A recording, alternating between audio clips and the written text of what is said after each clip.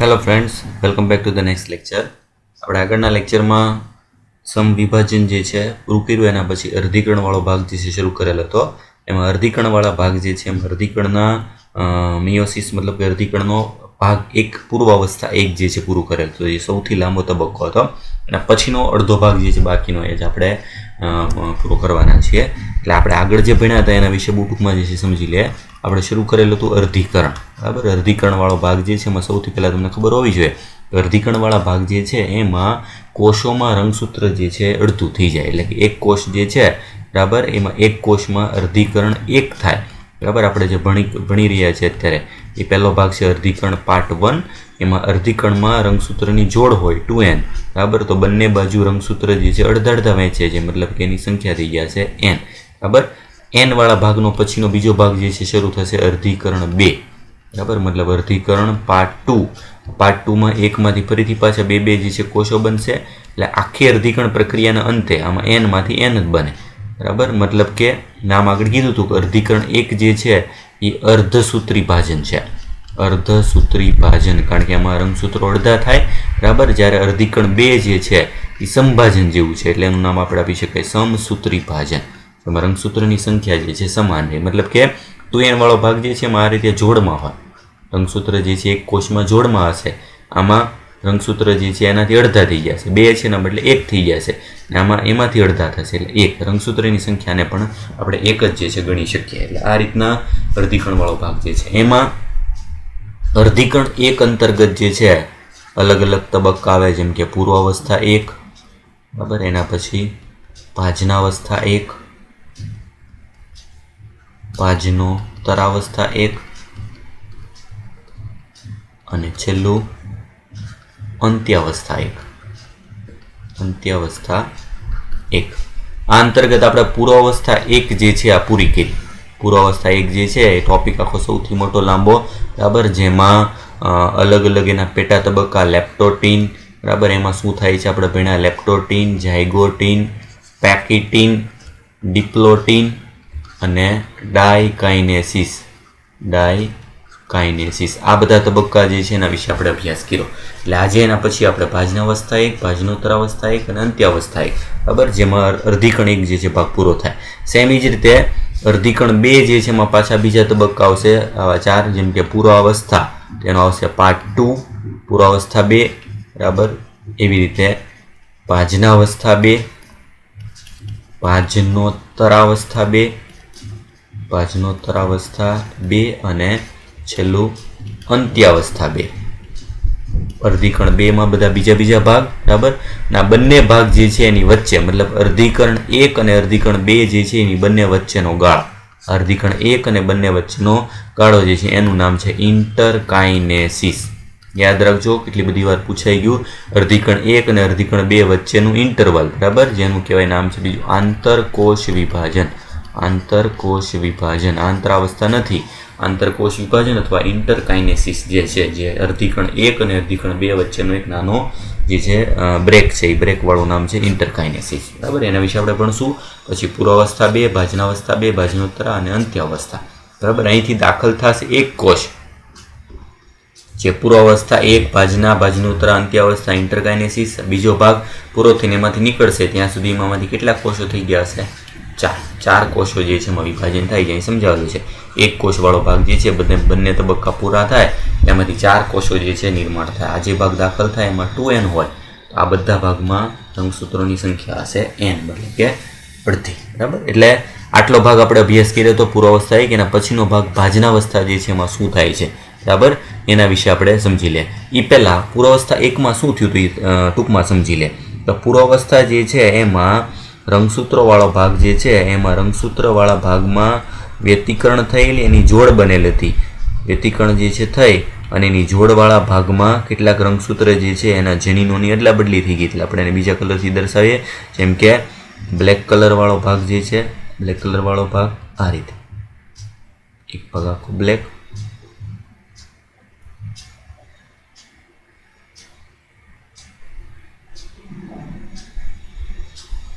આ રીતનો ભાગ દર્શાવે, બરાબર. મતલબ બે જનીનો જે છે એના વચ્ચે અદલા બદલી થયેલ હતી.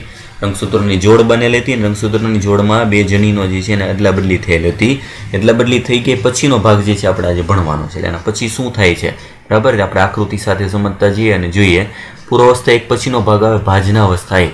સૌથી પહેલાં તો ભાજનાવસ્થા આવે એટલે એક શબ્દ આવે જોઈએ બહુ કોમન જે આગળ આવી ગયું કે દ્વિસૂત્રી રંગસૂત્રો. રંગસૂત્રો જોડમાં છે. જો કોષના વિષુવવૃત્તિ તલમાં જોડીઓ સ્વરૂપે ગોઠવાય છે. ખાલી સમભાજનની ભાજનાવસ્થા હોય તેમાં જોડીઓ ન હોય, ખાલી રંગસૂત્રો હોય. આમાં વિષુવવૃત્તિ તલ તો આવે જ, વિષુવવૃત્તિ તલ આવે એટલે સમજી લો ભાજનાવસ્થા ચાલે છે. પણ આમાં ફરક શું છે કે રંગસૂત્રની જોડી જે છે એ સ્વરૂપે ગોઠવાય છે અને દરેક વિરુદ્ધ ધ્રુવના ત્રાકતંતુ સૂક્ષ્મ નલિકાઓ પ્રત્યેક સમજાત રંગસૂત્રોની જોડ સાથે સ્વતંત્રપણે જોડાઈ જાય છે. આકૃતિ પ્રમાણે જોઈએ. જો પૂર્વાવસ્થા એક પૂરી થાય પછી ભાજનાવસ્થા એક વાળા ભાગમાં રંગસૂત્રની જોડી છે. રંગસૂત્રની જોડમાં દરેક જોડ સાથે જો અહીંયા રેડ અને યલો કલરનો ભાગ દેખાય છે એ ત્રાકતંતુઓ બંને બાજુના ભાગની બધી જોડ સાથે જે છે સ્વતંત્ર રીતે જોડાઈ જાય છે. એટલે ભાજનાવસ્થા એક પૂરી થાય. એમાં ખાલી આવશે શું? વિષુવવૃત્તિ તલમાં ગોઠવવાની પ્રક્રિયા. એના પછીનો ભાગ ભાજનોત્તરાવસ્થા એક. ભાજનોત્તરાવસ્થા આવે એનો મતલબ શું થાય? જો તો કે આકૃતિ પ્રમાણે દરેક રંગસૂત્ર જે વિષુવવૃત્તિ તલમાં મતલબ અહીં સેન્ટરમાં ગોઠવાયેલા એ બંને બાજુ જુદા પડી અને બંને ધ્રુવ તરફ જવા માંડે કારણ કે આ તંતુઓ જે છે ટૂંકા થાય. એટલે શું થશે? જો ભાજનોત્તરાવસ્થા એક દરમિયાન સમજાત રંગસૂત્રો છૂટા પડે છે જ્યારે દોહિત્ર રંગસૂત્રિકાઓ સેન્ટ્રોમિયર સાથે જોડાયેલી રહે છે. જો રંગસૂત્રો જે છે સમજાત રંગસૂત્રો વાળી જોડ હોય જુદી પડી જાય અને દોહિત્ર રંગસૂત્રિકાઓ છૂટી પડે છે. એટલે આનો અર્થ જે શું થશે? જો તો કે આ પ્રમાણે આપણે સમજી શકીએ. ભાજનાવસ્થા જે છે હતી ત્યારે રંગસૂત્ર જે છે એની જોડ હતી આ રીતે, આમ જોડ હતી, આ રંગસૂત્રની જોડ હતી બરાબર. એના બદલે ભાજનોત્તરાવસ્થા એક હોય ત્યારે આ બે બાજુથી રંગસૂત્રવાળો ભાગ જે જુદો પડી જાય. એટલે રંગસૂત્રવાળો ભાગ જે છે બરાબર એ આવી રીતે બંને બાજુના ભાગ જે છે એમાં અડધા અડધા વહેંચાય. જોડવાળા ભાગમાંથી બે બાજુથી અડધો અડધો ભાગ કપાઈ જાય. સેન્ટ્રોમિયર જે છે બરાબર એનું વિભાજન થતું નથી. બે બાજુના ભાગ જે છે એમાંથી એક એક રંગસૂત્ર જુદા પડી જાય.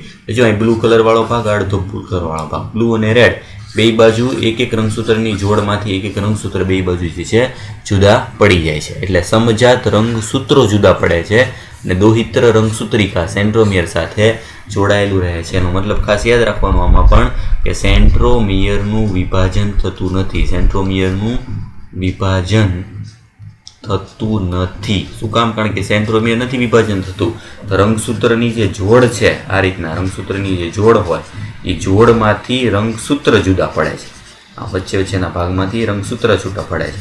જોડ હતી જોડમાંથી એક એક થઈ જાય છે. એટલે સેન્ટ્રો અહીંથી વિભાજન થાય છે વચ્ચેથી બરાબર. એટલે સેન્ટ્રોમિયરનું વિભાજન થતું નથી યાદ. એના પછીનો ભાગ નેક્સ્ટ ભાગ જે આવે છે અંત્યાવસ્થા. અંત્યાવસ્થાની ખાસિયત શું હતી? અંત્યાવસ્થા એક આ અવસ્થામાં કોષ કેન્દ્ર પટલ અને કોષ કેન્દ્રિકા પુનઃનિર્માણ પામે છે. આગળ પણ આવી ગયું સંભાજન. જ્યારે જ્યારે અંત્યાવસ્થા આવે બરાબર ત્યારે કોષ કેન્દ્ર પટલ અને કોષ કેન્દ્રિકા પાછી આવી જાય. લુપ્ત ત્યારે થઈ જાય, ગાયબ થઈ જાય પૂર્વ અવસ્થામાં. કોષરસ વિભાજનની શરૂઆત થઈ જાય છે અને કોષની અવસ્થાને કોષ દ્વિક કહે છે. કોષ દ્વિકનો મતલબ શું? તો કે એક જ કોષ જે છે એની અંદર બે કોષ કેન્દ્રવાળો ભાગ, એક કોષ હોય એની અંદર બે કોષ કેન્દ્ર થઈ જાય. એક કોષની અંદર બે કોષ કેન્દ્રવાળી અવસ્થા એટલે એનું નામ શું આપ્યું? કોષ દ્વિક. યાદ રાખજો, કોષ દ્વિક એટલે કે ડાયડ. રંગસૂત્રની સંખ્યા જે છે બંનેમાં બમણી થઈ જાય. એક જ કોષ છે પણ એમાં કોષ કેન્દ્ર બે હોય આ અવસ્થાને કહેવાય કોષ દ્વિક. કેટલાક કિસ્સામાં રંગસૂત્રમાં થોડો વિક્ષેપ પડે છે. આનાથી તે આંતરાવસ્થાના કોષ કેન્દ્રમાં સંપૂર્ણપણે ફેલાયેલા જોવા મળતા નથી. ઘણીવાર બરાબર કેટલાક કિસ્સામાં રંગસૂત્રોમાં વિક્ષેપ પડી જાય તો એ આખા રંગસૂત્ર જે છે આખા કોષરસમાં ફેલાઈ જાય. અહીંયા થઈ જાય અર્ધીકણ એકનો તબક્કો પૂરો. અંત્યાવસ્થા એક પૂરી થાય એટલે જો બંને બાજુ કોષ કેન્દ્ર પટલ ફરીથી આવી જાય છે. તમે જોશો તો ખ્યાલ આવશે કે અંદરની બાજુ શું આવી ગયું? કોષ કેન્દ્ર પટલ, જે આગળના તબક્કામાં નહોતું. એટલે એક જ કોષ જે છે બરાબર એમાંથી અંત્યાવસ્થા એક પૂરી થાય ત્યારે બે કોષ કેન્દ્રવાળો ભાગ જે છે એમાં જુદા પાડી દેખાડી દે છે. આમાં કોષરસ વિભાજન પણ કરી નાખ્યું છે જે હજી ખરેખર થયું ન હોય. બે ક્રમિક અર્ધીકરણ અવસ્થા વચ્ચેના ગાળાને ઇન્ટરકાઇનેસિસ કે આંતરકોષ વિભાજન કહે છે. યાદ રાખજો, ખાસ ઇમ્પોર્ટન્ટ, કેટલી બધી વાર પૂછાઈ ગયું છે. બે અર્ધીકરણ વચ્ચેનો તબક્કો છે ને તે સામાન્ય રીતે ખૂબ ટૂંકા ગાળાની અવસ્થા છે. આ અવસ્થા દરમિયાન ડીએનએનું સ્વયંજનન થતું નથી. યાદ રાખજો, આ આંતરાવસ્થા નથી. એક અર્ધીકરણ પૂરું થયું બીજું અર્ધીકરણ શરૂ થાય છે એટલે પૂર્વાવસ્થા પાછી આવવાની છે. જો અંત્યાવસ્થા પૂરી થઈ પછીનો નવો તબક્કો આવવાનો છે ફરીથી પાછો પૂર્વાવસ્થા. પણ આ પૂર્વાવસ્થા એવી છે કે એ પૂર્વાવસ્થાની પહેલાં પાછું આંતરાવસ્થા થતું નથી. મતલબ કે G1 S G2 તબક્કા હોતા નથી. આવો એકેય તબક્કો જે છે ફરીથી નહીં આવે, એની વચ્ચેનો ખાલી ગેપ છે. આંતરકોષ વિભાજન પૂર્વાવસ્થા 2 ને અનુસરે છે, જે પૂર્વાવસ્થા 1 કરતાં ખૂબ જ સરળ અને ટૂંકો તબક્કો છે. એક થઈ ગયો એ તબક્કો અર્ધીકરણ 1 પ્રક્રિયા છે પૂરી. અર્ધીકરણ 1 પ્રક્રિયા પૂરી થઈ હોય એટલે શું થાય? જો પૂર્વાવસ્થામાં રંગસૂત્રો જોડમાં હતા, 2n હતા, અંત્યાવસ્થા થાય એટલે આવી ગઈ n અવસ્થા. કારણ કે રંગસૂત્રો જો કેવા આવી ગયા? સિંગલ. જોડમાં હતા અહીંયા, બરાબર, રંગસૂત્રોની જોડથી, જોડને બદલે સિંગલ એક એક રંગસૂત્ર જે છે વહેંચાઈ ગયા. હવે એના પછી તબક્કો ચાલુ થાય પૂર્વાવસ્થા 2. મતલબ કે અહીંથી શરૂઆત થઈ ગયું પાર્ટ 2. અર્ધીકરણ જે છે એનો પાર્ટ 2 યાદ રાખજો કે આ પાર્ટ 2 જે છે એ સેમ ટુ સેમ સમસૂત્રી ભાજન છે. એટલે સમસૂત્રી ભાજન મતલબ કે આ તબક્કો સંપૂર્ણ રીતે સમભાજન જેવો છે. સમભાજન જેવો તબક્કો, અર્ધીકરણનો સંભાજન જેવો જ તબક્કો છે. કારણ કે આમાં પણ એક n માંથી 2 કોષો બનશે. એ બંને કોષો જે છે n ના n જ રહેવાના છે. એટલે રંગસૂત્રની સંખ્યામાં જળવાયેલી રહી છે, બરાબર. એટલે સંભાજન જેવો તબક્કો ફરીથી પાછો રિપીટ થાય છે. પૂર્વાવસ્થા 2. કોષરસ વિભાજન પછી તરત જ અર્ધીકરણ 2 ની શરૂઆત થાય છે, જે પહેલા રંગસૂત્ર પૂર્ણ લંબાયેલા હોતા નથી. અર્ધીકરણ 1 થી વિપરીત અર્ધીકરણ 2 સામાન્ય રીતે સંભાજન જેવું જ હોય છે. આવી ગયું. જો અર્ધીકરણ 1 સંભાજન જેવું નથી, કારણ કે આમાં રંગસૂત્રો અડધા થાય છે, જ્યારે આમાં રંગસૂત્રોની સંખ્યા જળવાયેલી રહી છે. પૂર્વાવસ્થા 2 ના અંત સુધીમાં કોષ કેન્દ્ર પટલ અદૃશ્ય થાય છે. પૂર્વાવસ્થા આવે એટલે કોષ કેન્દ્રિકા પટલ આ બધું જે છે અદૃશ્ય થઈ જાય. રંગસૂત્રો ફરીથી ઘટ બને છે, જેને આપણે આગળ નામ આપ્યું રંગસૂત્રનું ઘનીકરણ. એટલે એ સેમ વસ્તુ છે. ભાજનાવસ્થા 2. આના પછી આ અવસ્થામાં રંગસૂત્રો વિષુવવૃત્તિ તલ પર ગોઠવાય છે. જો અહીં રંગસૂત્રો આવી ગયું પાછું. આગળના તબક્કામાં શું હતું? રંગસૂત્રોની જોડ ગોઠવાતી હતી. એના બદલે આમાં રંગસૂત્રો છે. જો પૂર્વાવસ્થા 2 તેમાં રંગસૂત્રો જે છે એ ક્લિયર દેખાવા માંડે. ભાજનાવસ્થા 2 તો એમાં પાછા ફરીથી જો વિષુવવૃત્તિ તલ ઉપર પાછા રંગસૂત્રો જે છે ગોઠવાય. એમાં જોડ નથી. આ બીજો તબક્કો છે, એટલે સંભાજન જેવું છે. વિરુદ્ધ ધ્રુવના ત્રાકતંતુની સૂક્ષ્મ નલિકાઓ કાઇનેટોકોર સાથે જોડાય છે, જે આગળની જેમ. એના પછી ભાજનોત્તરાવસ્થા 2. ભાજનોત્તરાવસ્થા 2 જે છે એમાં આગળની જેમ જ રંગસૂત્રમાંથી રંગસૂત્રિકાઓ છૂટી પડશે. એનો મતલબ અહીંયા જો શું થાય છે? આગળ રંગસૂત્રવાળા ભાગમાંથી જોડ છૂટી પડતી હતી, એના બદલે આમાં રંગસૂત્ર છૂટા પડશે. દરેક રંગસૂત્રના સેન્ટ્રોમિયરના વિભાજનથી, એટલે એનો મતલબ આમાં સેન્ટ્રોમિયરનું વિભાજન થાય છે. આથી ભાજનોત્તરા 2 અવસ્થાની શરૂઆત થાય. રંગસૂત્રના છૂટા પડેલ 2 એકલ સૂત્રો જે સેન્ટ્રોમિયર યુક્ત હોય છે, કાઇનેટોકોર સાથે જોડાયેલા સૂક્ષ્મ નલિકાઓના ટૂંકા થવાથી પરસ્પર વિરુદ્ધ ધ્રુવ તરફ જોવા મળે છે. એનો મતલબ આમાં ખાસ યાદ રાખજો, ભાજનોત્તરાવસ્થા 2 જે છે એમાં સેન્ટ્રોમિયરનું વિભાજન થાય છે. સેન્ટ્રોમિયરનું વિભાજન થાય છે. જો આગળ શું આવ્યું હતું? આગળની અવસ્થામાં ભાજનોત્તરાવસ્થા 1 જે છે એમાં સેન્ટ્રોમિયરનું વિભાજન થતું નથી.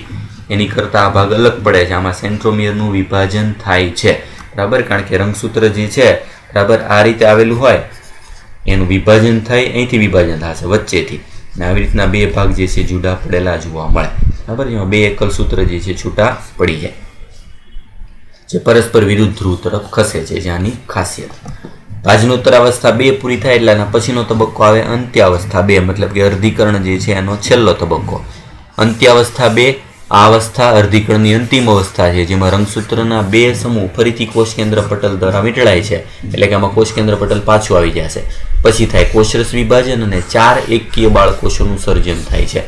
આખી પ્રક્રિયા પૂર્ણ થાય ત્યારે, બરાબર. જો ભાજનોત્તરાવસ્થા 2 પછી અંત્યાવસ્થા 2 માં કોષરસ વિભાજન થઈ જાય તો એકમાંથી 4 બાળકોષનું નિર્માણ થાય. ચારેયમાં એક એકલ સૂત્ર આવી ગયા. એકલ સૂત્ર જે છે એ આપણે રંગસૂત્ર તરીકે જે છે ઓળખાય, રંગસૂત્ર તરીકે વર્તનાર એક ઘટક તરીકે વર્તે. આમ એકમાંથી 4 એકકીય બાળકોષો જે છે એ નિર્માણ થતા જોવા મળે છે, બરાબર. એટલે આમાં ખાસ યાદ શું રાખવાનું? જો અંત્યાવસ્થા આવતી હોય તો કોષ કેન્દ્ર પટલ જે છે પાછું આવી જાય, બરાબર.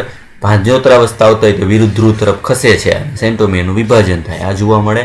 ભાજનાવસ્થા આવતી હોય તો વિષુવવૃત્તિ તલ શબ્દ આવે. પૂર્વાવસ્થા આવતી હોય તો રંગસૂત્ર જે છે એનું ઘનીકરણ, આવો શબ્દ જે છે જોવા મળે.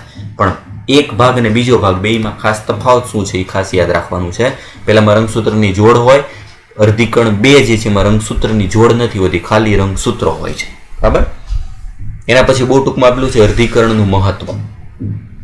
રંગસૂત્રની સંખ્યા અડધી થતી હોવા છતાં અર્ધીકરણ એક એવી પ્રક્રિયા છે જેમાં લિંગી પ્રજનન કરતા સજીવોમાં દરેક જાતિમાં રંગસૂત્રોની સંખ્યા નિશ્ચિત જે તે જાતિ પ્રમાણે જળવાઈ રહે છે. એટલે પેઢી દર પેઢી જે છે એ રંગસૂત્રોની સંખ્યા જાળવી રાખવા માટે કયું ભાગ જવાબદાર છે? તો જવાબ આવશે અર્ધીકરણ. એક જ સજીવમાં રંગસૂત્રમાં બધા કોષમાં સરખી સંખ્યા હોય તો સમભાજનનું મહત્વ છે, પણ એક જ જાતિ બરાબર મતલબ દર પેઢી જે છે રંગસૂત્ર સંખ્યા જળવાય એનું કારણ છે અર્ધીકરણ. કારણ કે અર્ધીકરણથી રંગસૂત્રો અડધા થાય એ પાછા જોડાય શુક્રકોષને અંડકોષને એટલે પાછું ફરીથી પાછી સંખ્યા બમણી થઈ જાય. આમ અર્ધીકરણ દ્વારા સજીવોની વસ્તીમાં પેઢી દર પેઢી એક તો સંખ્યા જળવાય છે અને ભિન્નતા પણ ફેરવાય છે. ભિન્નતા થવાનું કારણ શું છે? તો કે એમાં થતું વ્યતિકરણ. બરાબર, આના માટે જવાબદાર પ્રક્રિયા કઈ છે? અર્ધીકરણમાં વ્યતિકરણ જે છે જોવા મળે છે. વ્યતિકરણ મતલબ જનીનોની અદલા બદલી, અને જનીનોની અદલા બદલી થતી હોવાથી જ સંપૂર્ણ માતા પિતા જેવા જ સંતાનો હોતા નથી. એમાં થોડો થોડો ફેરફાર આવે, એ ફેરફાર વધતો જાય એટલે એનાથી નિર્માણ થાય ઉદ્વિકાસ. ઉદ્વિકાસની પ્રક્રિયા માટે આવી ભિન્નતાઓ ખૂબ જ મહત્વની છે. અર્ધીકરણના મહત્વમાં 3 મુદ્દા મેં. એક તો સજીવોની દરેક જાતિમાં રંગસૂત્રોની સંખ્યા જાતિ પ્રમાણે જળવાઈ રહ્યા, પહેલું મહત્વ. બીજું જનીનિક ભિન્નતા, અને ત્રીજું ઉદ્વિકાસ. ઉદ્વિકાસ જે છે મતલબ વાનરમાંથી મનુષ્ય જાતિ નિર્માણ પામી માટે જવાબદાર પ્રક્રિયા છે ભિન્નતા. અને ભિન્નતા ક્યાંથી આવી? વ્યતિકરણ દ્વારા. વ્યતિકરણ ક્યાંથી આવ્યું? તો અર્ધીકરણ. બરાબર, એટલે આવા 3 મુદ્દા જે છે આપેલા છે, અને 3 મુદ્દા જે છે એના મહત્વ બેઠી લાઈન જે છે એ પૂછાય છે. બરાબર, ખાસ અર્ધીકરણના જે છે આ તબક્કા બધા બહુ નાના આપેલા છે, બહુ ટૂંકમાં, કારણ કે આ બધું આપણે સંભાજનમાં ડિટેલમાં ભણી ગયા છે. આકૃતિ દરેકને યાદ રાખવાની કે કયો તબક્કો જે છે આપેલો છે. શું ખબર પડે? જુઓ, પાર્ટ 2 વાળો ભાગ હોય, આ યાદ રાખવા માટે. પાર્ટ 2 વાળો ભાગ આપેલો હોય, પાર્ટ 2 વાળા ભાગમાં રંગસૂત્રોની જોડ હોતી નથી. રંગસૂત્રોની જોડ હોતી નથી. રંગસૂત્રોની જોડ નહીં હોય પાર્ટ 2 વાળો ભાગ. એની સરખામણીમાં પાર્ટ 1 હશે અર્ધીકરણનો. બરાબર, ત્યારે પાર્ટ 1 વાળા ભાગ જે છે એમાં તમે જોશો એમાં શું જોવા મળે? તો તેમાં રંગસૂત્રોની જોડ જોવા મળે છે. રંગસૂત્રોની જોડ જોવા મળે છે. બરાબર, રંગસૂત્રોની જોડ હોય આખી. પેલામાં રંગસૂત્ર જે છે આખા સિંગલ જુદા પડે છે, અને આખા પ્રક્રિયા પૂર્ણ થાય. બરાબર, એટલે અર્ધીકરણમાં યાદ રાખવાનું. અર્ધીકરણ જે છે એમાં અર્ધીકરણમાં 1 માંથી સીધું 4 બને કોષો. 4 માંથી બરાબર, તો 4 1 માંથી 4, 4 માંથી સીધા 16, 16 માંથી 64, 64 માંથી 64 ગુણ્યા 2 એટલે 128, 128 ગુણ્યા 2 એટલે 256, 256 માંથી સીધું 1024. એટલે આમાં વિભાજન 1, 2, 3, 4 અને 5. 5 વિભાજન કરો ત્યાં સીધા 1000 કોષો બની જાય, કારણ કે આમાં 4 ગણા જે છે કોષો નિર્માણ થાય. 1 માંથી સીધા 4, 4 ગુણ્યા 4 એટલે 16, 16 ગુણ્યા 4 એટલે 64, 64 ગુણ્યા 4 256, એના ગુણ્યા 4 એટલે 1024. આટલા કોષો જે છે આ રીતે નિર્માણ થાય. સંભાજનમાં બમણા થાય, એમાં સીધા 4 ગણા કોષો જે છે નિર્માણ થાય. એટલે તમે ક્વેશ્ચન પૂછે દાખલા તરીકે કે 1000 કોષો નિર્માણ કરવા માટે કેટલા અર્ધીકરણ વિભાજન જોઈએ? તો 5 વિભાજન જોઈએ. ખાલી 5 સ્ટેપનું વિભાજન થાય, સીધા 1000 કોષો જે છે એનું નિર્માણ થાય છે. બાકી ટેક્સ્ટ બુક જે છે એની બેઠી લાઈન પ્રમાણે જે છે આપેલા છે એ બધા તબક્કા યાદ રાખવાના છે. કયા વિભાજનમાં કયો તબક્કો જે જોવા મળે છે, બરાબર, એ આવે છે. પછી આપણે બંનેનું વિભાજન જે છે, સંભાજન અને અર્ધીકરણનો તફાવતનો મુદ્દો જે છે એક લેક્ચર લઈશું, એના પર તમને બંનેનો તફાવત જે છે યાદ રહેશે. બરાબર, પછી આપણે ચેપ્ટર પૂરું કરશું. ટેક્સ્ટ બુક પ્રમાણે વાંચી નાખવાનું છે, નેક્સ્ટ લખાવેલું છે એ લખી નાખવાનું છે. બરાબર, નેક્સ્ટ બાકીના ભાગમાં બંનેનો તફાવત જોશું આપણે.